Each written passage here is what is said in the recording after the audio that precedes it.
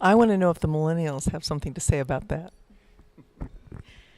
I just wanted to touch base on, our country's vulnerability, whether that be grid vulnerability with EMP stuff, whether that be cyber attacks and all of that stuff going on, especially with ISIS. So what do you think right now is the biggest vulnerability for our country from a security standpoint, whether that be EMP, cyber, anything of that nature?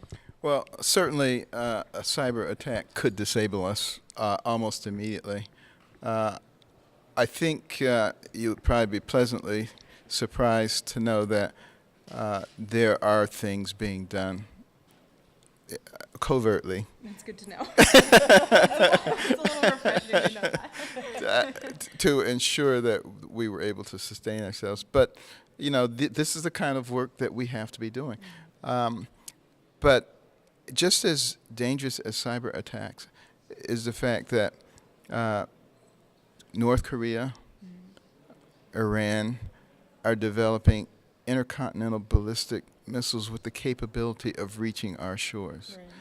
And we don't have an adequate missile defense system, and we have not devoted adequate resources to building it.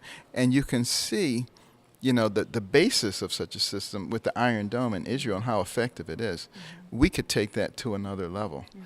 And then we could also develop offensive weaponry in conjunction with satellites from space. Mm-hmm. We could really become quite an awesome military force, mm-hmm. and we should, right. Because that's what keeps things under control. Peace through strength.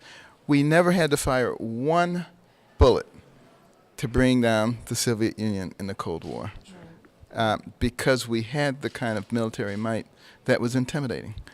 That's what we need to do again, and I think that will preserve the peace, not only here, but throughout the world.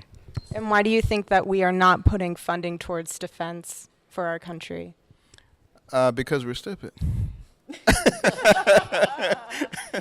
That is perfect. That is the best answer. All you have to do is look through the history of the world. Mm-hmm. And what you will recognize very quickly is that before America became the dominant power, it was a world of conquest and violence. And it just went from one power to the other power. But there's never been a superpower like us that's benign, mm-hmm. that lets other people run their own affairs, that doesn't confiscate everybody's goods. Right. And, if we go off the scene, believe me, we will be replaced by something else, and the world will go just right back to what it was before. Thank you. We have just a few more minutes left. Does anyone have a wake-up, final wrap-up here? I would like to ask this. Dr. Carson, you're all about waking people up.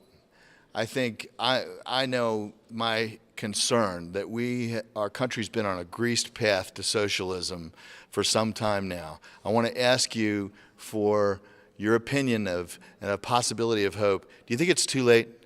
And I will tell you, we have about 2 minutes. As long as there's a God in heaven, it's not too late.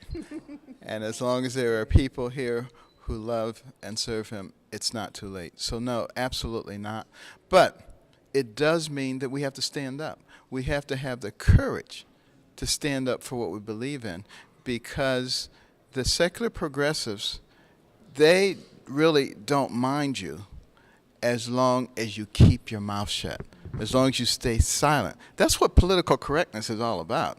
It's been imposed upon us to keep us silent while they have the microphone and they just espouse all of their beliefs, and they get people to the point, particularly your generation, to believe that that's the only way that intelligent people think, when in fact the majority of people don't actually believe that, but they're afraid to speak up. They've beaten us into submission, and it's time for us to rise up. And if we rise up and we look around, we say, wow, this is actually how we all feel. Believe me, America will be back in good shape again. When it is important not to beat down on the secular progressives. They can do whatever they want. It's just that they don't get to control the agenda. They don't get to tell us who we are and what we can do and what we can believe. Thank you.